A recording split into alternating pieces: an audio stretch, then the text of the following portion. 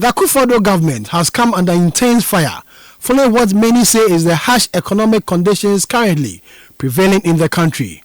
Hike in fuel prices, depreciation of the cedi, and general economic hardship dominates discussions in the country. The retreat, which will be chaired by President Akufo-Addo, will deliberate on what government seeks to do to mitigate the plight of Ghanaians in the face of economic hardship.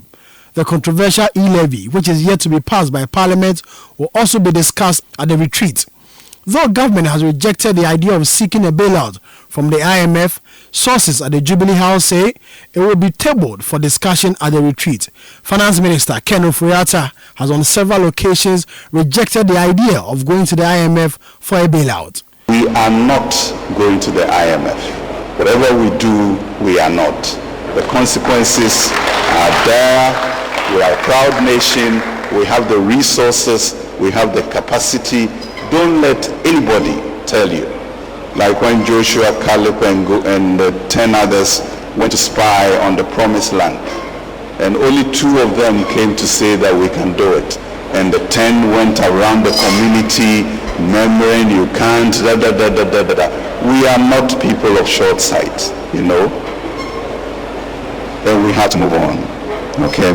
So let's think of us as who we are, a proud, strong people, the shining star of Africa, and we have the capacity to do what we want to do. If only we can speak that one language and ensure that we burden share in the issues ahead.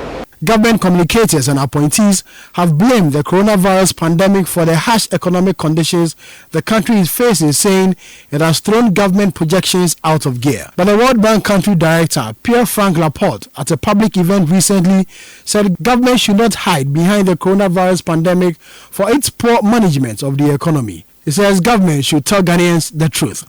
Yes, COVID has not helped. But you know, even before COVID, there were signs that situations was getting a little bit on the more challenging end. So the key thing is, as you say, for us to be transparent to the people, right? Because yes, the figures speak for themselves, but not everybody is as educated as we are. Not everybody understands what these numbers mean.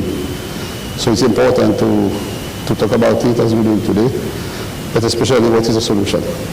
In the first quarter of 2022, government indicated that it will borrow a total of 24.5 billion cedis from the domestic market. Ghana's debt stock currently stands at 341.8 billion cedis, with a corresponding debt to GDP ratio of more than 77% as of September 2022.